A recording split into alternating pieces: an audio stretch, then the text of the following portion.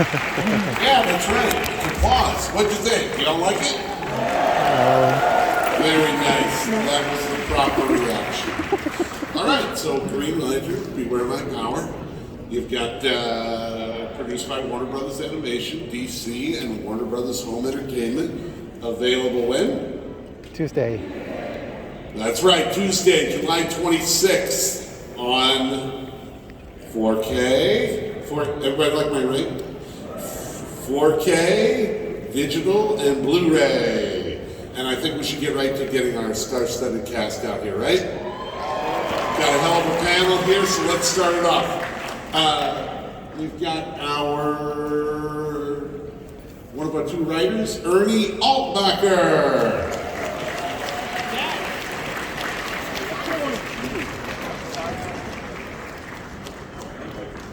And our other co-writer, John Semper Jr.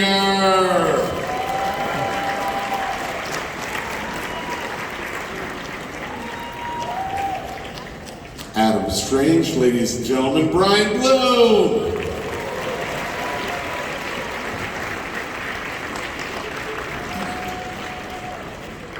Did we dig Hawk Girl or what? Jamie Gray Hyder.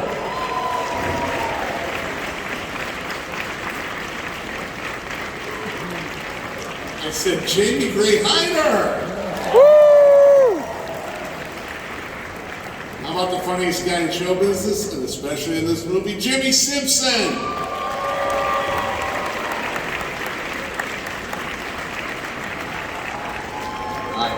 Jimmy's the first man I've ever been on stage with a tie.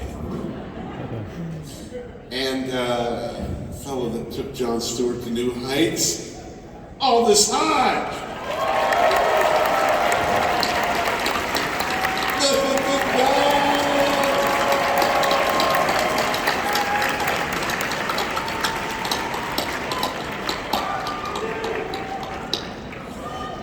Our executive producer, Butch Lukic.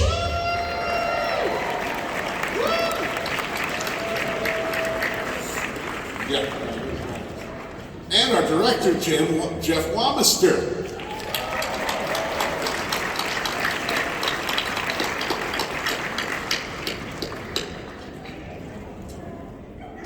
Before we start, though, I do have to recognize some key contributors to the movie we have in the audience. Somewhere right out there is producer Jim Krieg. No, producer Jim Krieg. Give him some credit there. Give him some love. And the fellow that guided this fantastic cast through the recordings, our voice director, Wes Gleason. There he is. The guy who raised his hand. There we go. And it's particularly appropriate because I'm to understand this is the 50th anniversary of Jon Stewart. We brought him to life right here. That's cool. Hey, we started on this just before all hell broke loose. Recorded these in January and February of 2020, and then went right into a pandemic. What was the degree of difficulty for you folks? I mean, some of you had to do ADR during the pandemic in your closets, I think, and you guys had to become suddenly work from home. What was that like? I mean, for the whole Warner Brothers studio, the animation end, we all had to go on lockdown and take all our computers and, everything else we had and start working from home where none of us were used to doing that. And then we also had to learn the process of working through Zoom and other Microsoft Teams and things like that. So first couple of months it was pretty tough, but I think now we've been doing it for 2 years pretty much at home, and we're a lot more efficient than we ever were before, because Warner Brothers always used to complain that we were late all the time with our productions because we take lunch breaks, long lunch breaks, 2 hours long, and commute in. So that took a lot of time out of what we were doing work-wise. So now most of us just get out of bed, jump to the computer, start working, and work for 10 hours a day. I love it. Actors, did you have a unique experience bringing this baby home? I mean, some of us we're able to record in fancy places like London. Whilst the rest of us recorded in the cities in which we lived. One or two pillow forts in there. Yeah. Yeah. No, it was all right. I mean, was able to actually get the work done, you know, find a couple of spots to record in, which was nice. But the cool thing about this happening here is, this is actually the first time I done met my peoples in person. You know, it's the first time we got face to face, which is pretty awesome. Yeah. There's a strong clicking going on with this cast, and we just met today. Yeah. And it's working, guys. It's working. It's working. Just a skosh. Just a skosh. The last Green Lantern movie we did was 11 years ago, Green Lantern Emerald Knights. Why was now the right time to bring back, do another Green Lantern film, and why in particular use Jon Stewart and give him his first starring role? Well, 5 years ago, me and Jim, we were planning on bringing him back for the second season of Justice League Action, but we never got a second season.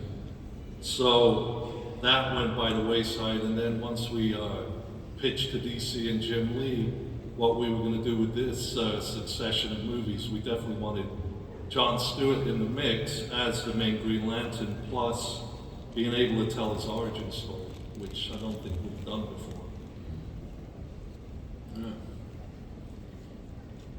And this film isn't necessarily based on one story, but it feels like there's echoes of several stories in this. How did you guys negotiate that? How did that play out that way? And the writers sit silent at the end of the story, which is a rarity if you know writers. Okay, originally we were going to do a road movie where Which is taking a call. my account.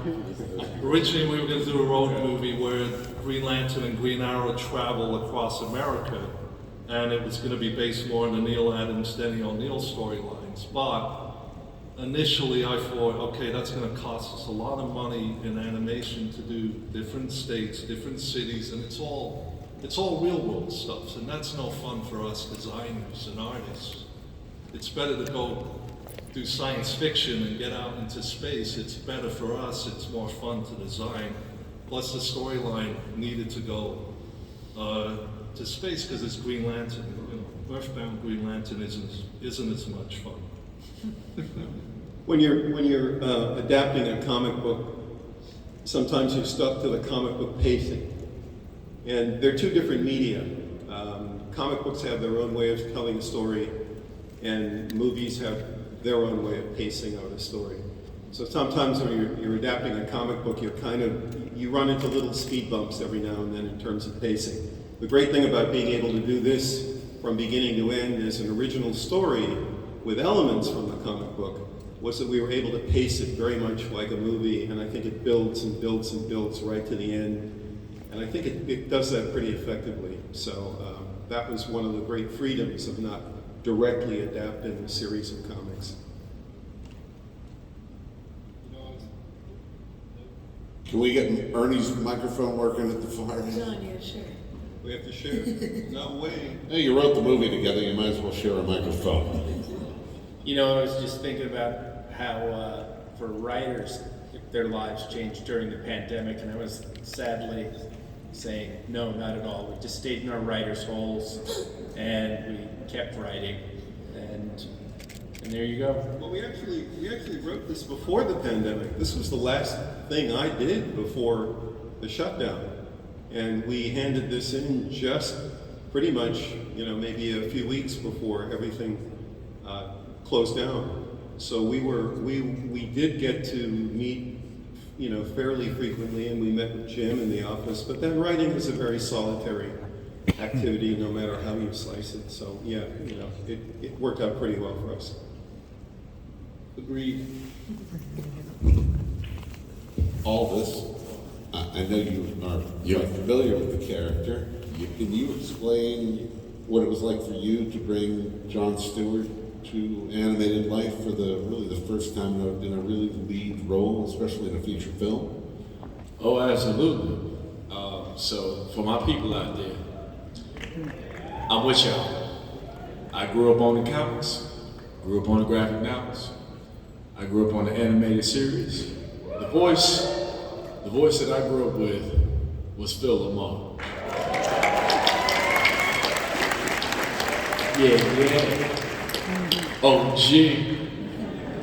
So for me, first of all, to step into this role, because of what John represents and means to me and meant to me growing up, was fantastic. The fact that it was his first film, big shoulders, big responsibility, because I know what it means to y'all. We want to get it right.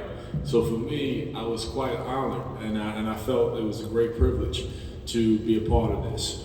But also, because I know what I felt when I grew up watching this stuff, I wanted to hopefully help y'all feel that same way, or whoever's coming up and this is their first time seeing Jon Stewart. I want them to see that and feel what I felt when I was a kid. Like, yo, that's dope. I want to be like that. He's cool. He did, you know. And for me, I just remembered, you know, what I watched. So I wanted to make sure that that y'all felt my excitement, my passion. I wanted to make sure that y'all understood, like I said, I'm with y'all.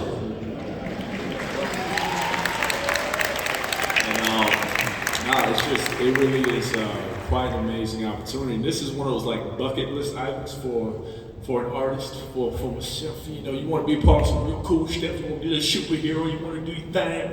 And they're like, hey, boom, here's a whole movie playing one of the dopest superheroes ever. Go do your thing. I'm gonna try to get it done.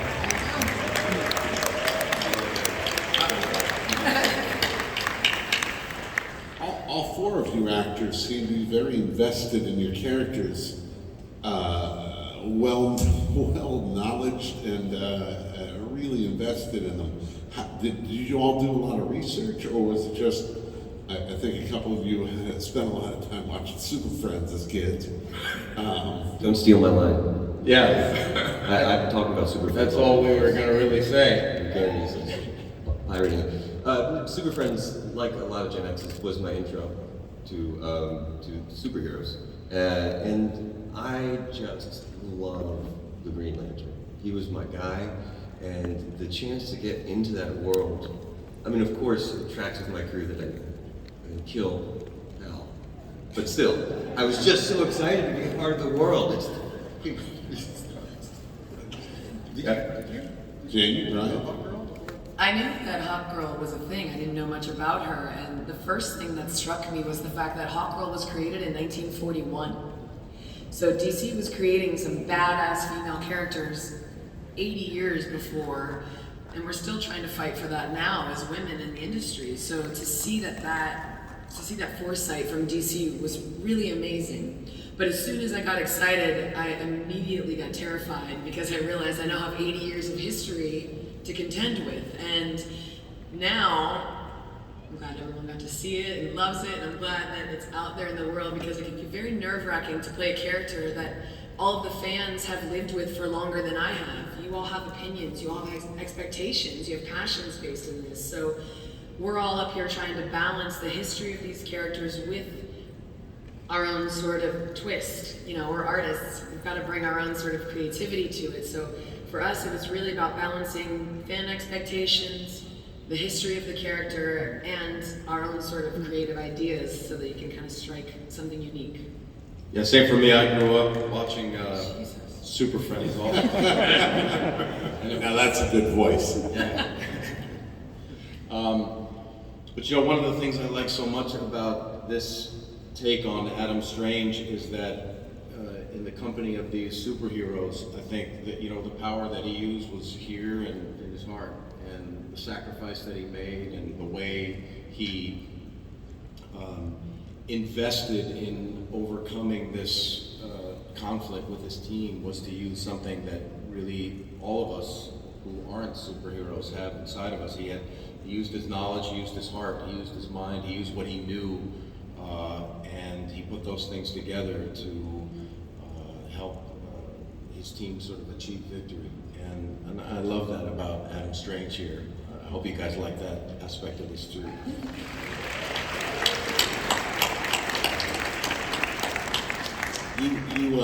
None of you recorded together, but there's incredible chemistry on screen.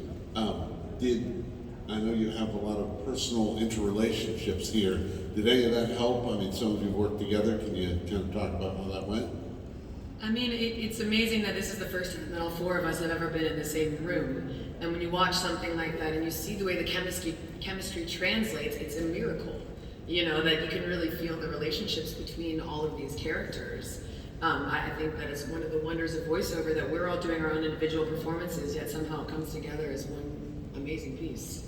Yeah, it's also, every time I heard, you know, we all recorded separately and it wasn't all done when, I think it was done in pieces. And when I heard Jamie's voice, when I heard Jimmy's voice, when I heard everybody's voice, you know, you realize that you're not doing this alone, but you're recording it alone. So the process is very unique, but when I heard those voices, I was like, man, this cast is incredible. Yeah, and definitely, like, for me, first of all, knowing that caliber of talent I was now a part of was amazing. So you kind of have automatic confidence in that, but you still want to make sure you're doing your thing, right? And for me, the true north, always the guy that always keeping us there, that's Butch, that's Jeff, that's Wes. Wes, where you at, bro? Here's Wes. Wes, no, bro, you gotta stand up, bro. You gotta stand up. Wes, there. Yeah, see it. He's our eyes and our ears. He's the one kind of letting us know what everybody else is doing. He's with us every line, every step of the way. It's essential. Gosh, he's just so great. Thank you, Wes. Yeah. And he's the guy that tells you that your last take or performance sucked in the nicest way possible. Yeah. No, it was great. It was great. But let's try it. I have a different idea. But it's the same idea. More like no. See, what Aldous was doing in the scene is he was being good. So Jimmy, can you try to match that? Jimmy, just You're at a 10 and you tried a 2. Now try 1.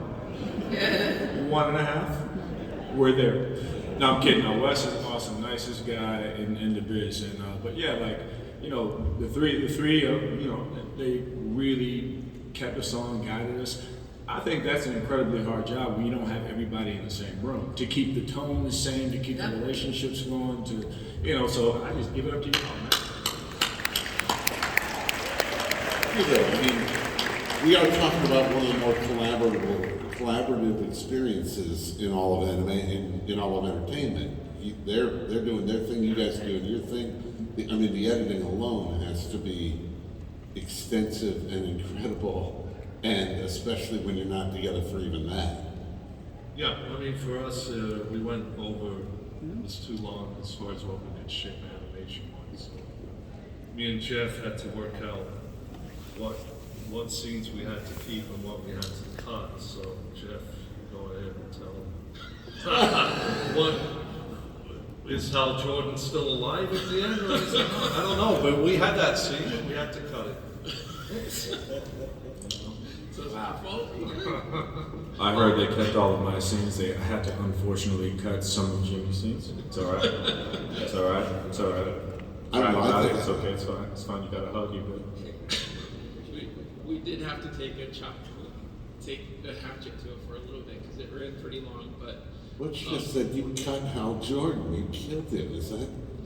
I didn't say that. We had extra scenes, but you know, we went over budget and we tried to squeeze everything we still had, but then we had to move some stuff around and turn it into a flashback instead of what was the first 5 minutes of the movie, which showed Hal Jordan trying to save the planet from this Eta beam explosion. And we just condensed it and told it in flashback. And then we did have a scene where Hal Jordan, when they look back at the end, he was gone. So we were going to retain that, but in order to keep that scene, we had to have other shots of the characters reacting and talking about it. So that was something we had to ace. And, It would have been bad if we didn't address that. It's just gone. no, I think it's better just look, let the audience make up their mind. Well, let's talk about scenes we did get to keep in, like that badass Jamie's Hawk Girl showing up, bat out of hell. Yeah, that's definitely the best entrance any character I've ever had. I think it's really indicative of who she is, that she's a woman of action and few words. And that's actually something that can be challenging when you're doing voiceover, is really trying to add nuance to all the grunts and the effort so that there's actually some degree of difference between them. But getting to play someone that aggressive, who puts so much passion behind everything, really gives you a lot to work with. I realized that our first lines together and separately in this movie were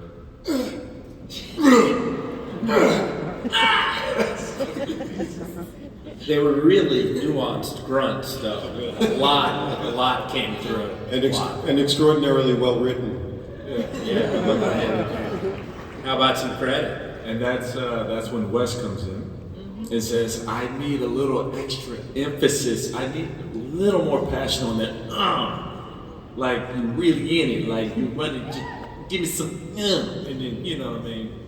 Yeah, and you only have your voice to work with. We're not working with costume sets, props. You don't have any of that. So you have to figure out how to put all of it just in one delivery system. And that's where someone like Wes, the writers, the director, everything comes together. And you need all of those little parts to make sure that you're getting all the details in there when you don't have all the extra tools that we have when we're working on camera. And Wes usually saves the efforts for the end because he knows what it's going to do to you. How wrung out are you at the end of a session like what we just saw tonight? I'm generally on the floor sweating, on the floor of the recording studio. Sweating. Yeah. What they don't tell you is that after 5-6 hour session, something like that, then you got to do a whole fight scene, and then you got to scream for another couple of, you get lightheaded. I ain't gonna lie, I almost fainted a couple times. Yeah, you have to keep breathing, but not breathe too much. Exactly. But it does strain your imagination, doesn't it? I mean, he says, you're going to get hit by a force field of yellow energy, and I know you've experienced that before in your method actor, but where does that come out of your brain?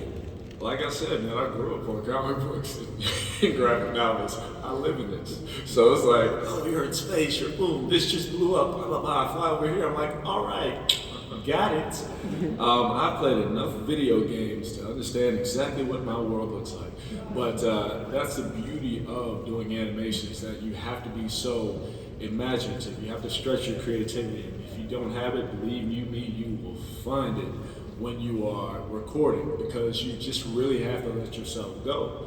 And there's a safety there as a performer to explore and create that I don't think you really get in any other arena in this way. So that's the beauty of recording and doing animation. It just allows you to unlock different muscles. And you can do it in your sweatpants. That part. That part. Yeah. What is the filmmakers? What's the process of picking the constructs? Is that writing? Is that artistry? What is there a combination or collaboration there? What happened? Yeah, it's a collaboration. Initially, we, because he's a military vet, everything in his head, and he has STD. Yes. SBD? No, this Doesn't want to be represented by SBD? PTSD. So, he doesn't have an STD, it's another thing. So initially, any different squad. That's a different movie. And our panel is officially now successful. Anything he constructs is going to be of a military kind, so machinery, weapons, and things like that. But as he got, but he is erratic with some of his weaponry and things. But with Hal Jordan, because he got taken over by the Parallax creature, that's where you saw the constructs for him go a little bit odd and crazy, because he's being manipulated by the Parallax demon, is it? comparison. So that's where we figured out in the design that maybe, okay, he needs a different type of construct that's more representative of him being insane and evil. Unfortunately, for you fans at Lanturn. You know, I was talking to some friends recently who mentioned that there was a time after speaking of PTS on the serious side of it that in terms of tackling it from our longest war of 20 years, there's been very little of that.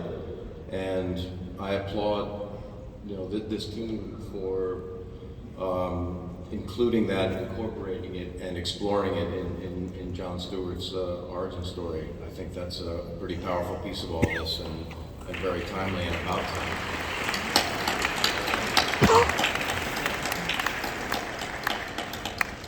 Hey, John and Ernie, I know you guys have some history to that. Can you talk about that and how that might have helped in your co-writing of script?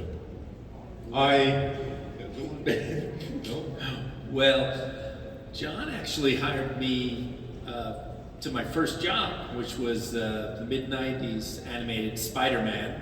It was a great show, and so he was kind of a mentor to me. And then when Jim Krieg said, "Oh, you know, would you like to work with John on this?" I was like, I mean, I knew what he was doing because he gave Jim close to his start also, and Jim wasn't going to give him notes, but he could certainly give me notes. You know, so just the collaborating with John was a great experience. Well, it was fun for me because I trained these guys, and so they write like I want people to write. Perfect. So we got in the room together, and we all just are one mind, and we also, I like to think I was a pretty good boss because I've remained friends with these guys for 25 years. They still like me. And so when we got together, it was really just fun, and it was a party. For those of you, I was the head writer and the producer of Spider-Man, the animated series in the 90s. Thank you very much. And I actually have to take a moment to say a couple of things. First of all, I've been in this business for 40 years. I actually wrote on Super Friends. Yes, you did. You guys were talking about Super Friends earlier. That made me feel good. This is my 40th year in the business.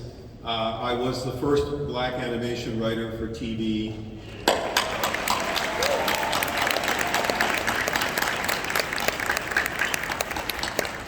I was the first black showrunner for animated TV, and I got to work with a lot of my heroes, Jim Henson, George Lucas, people like that.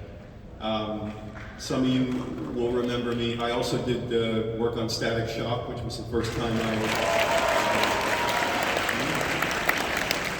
wrote for this character. So for me to be handling this major black superhero on the 50th anniversary of his existence, on the 40th anniversary exactly this year of my time in the business, this was a great gift. So I want to thank everybody on this panel for giving me, my birthday is next month, for giving me the greatest birthday present. And I want to thank all of you.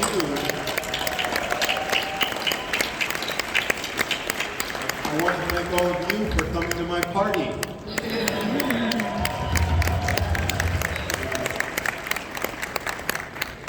Very nice. Is it liberating doing a film without Batman, Superman, or Wonder Woman? Well, yeah, of course. I mean, we've been wanting to do that for years, but because of certain restrictions, it's like the home video department requires that Batman has to be in it with Superman. But surprisingly, this is one of the first times we actually could test that out. How's it going to work without it? So I would love to do more DC properties without those guys. I mean, I love them, but we've been doing it. I've been doing it for 30 years, so we've done Batman over and over again. But he's still relevant. He's good.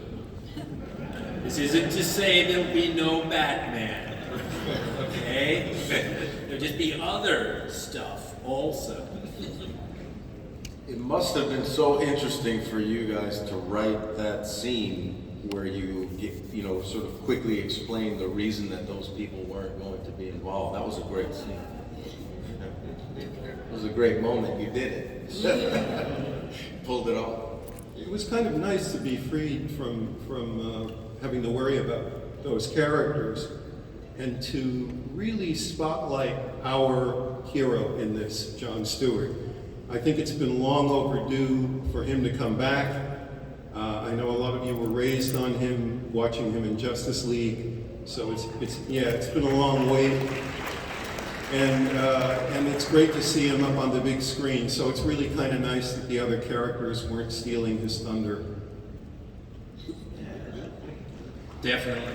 You know, it went through several drafts. The first reasons were like Batman couldn't find his bat suit, Superman redecorating, Fortress of Solitude, you know, and then finally you've got the tone of they were busy. I'm curious, and I'm thinking Brian might be wondering, we saw Adam Strange go from a DC Showcase short, which was pretty cool, to being featured in a feature film here, animated. What was the objective of bringing him along, and where might we see him again? Well, I mean, when we ditched the road movie that was going to happen all over America, that's when, you know, when we decided we're going to go to space and do sci-fi, Jim came up with, well, let's use that Adam Strange storyline, some of it, the war with, you know, Ron and Thanagar. Let's use that as the backdrop for this storyline, so we have something to hang everything on. So it was his idea to bring in that Adam Strange from the Showcase shorts. So we had a different, you know, Adam Strange was originally a Flash Gordon type character, but when I did the Showcase short, I wanted him to be someone that was ruined by the war, and he was now a drunkard and living in an outpost, a mining colony, because I wanted to do something like The Thing or Alien, so that's why the character turned into that version, which carried through in this movie pretty well, so there's retribution at least. And Brian, you're ready to come back, right? Oh, I don't know. I'd love to. I'd love to have that opportunity, but it was really great to bring this to life, and I appreciate you giving me that chance. It was a blast. I had a lot of fun with it. I hope everybody liked it too. All right, we're running a little short on time, but there is a tradition we've had here for at least 8 or 9, maybe 10 years, minus a couple of years we were missing, where we announce what might be coming for the next year. So in 2023, well, we still have another good one coming before the end of this year. Batman and Superman Battle of the Super Sons will be coming out in the fall. No, it's okay, you can applaud, it's pretty fun.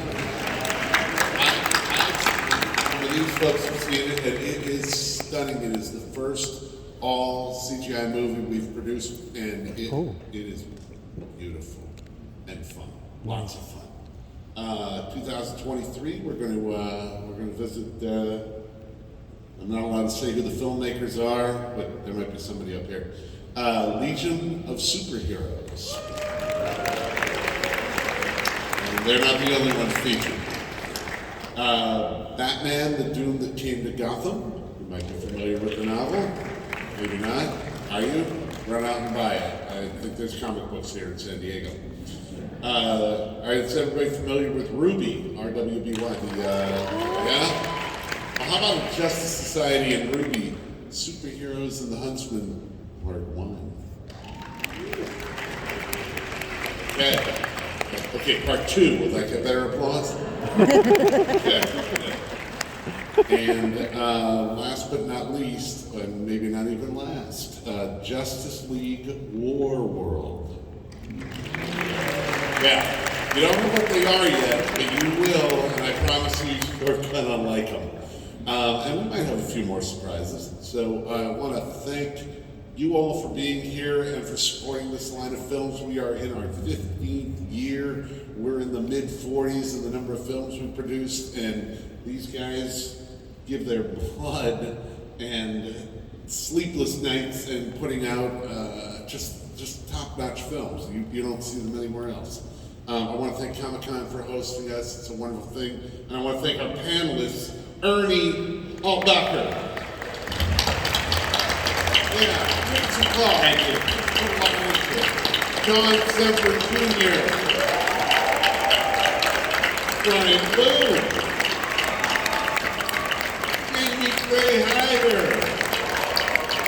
Jimmy Simpson. Aldous Hodge. Aldous Hodge's guns. Butch Lukich.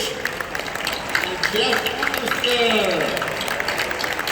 Stick around if you're interested. We're going to do an encore screening. I can speak. And good night.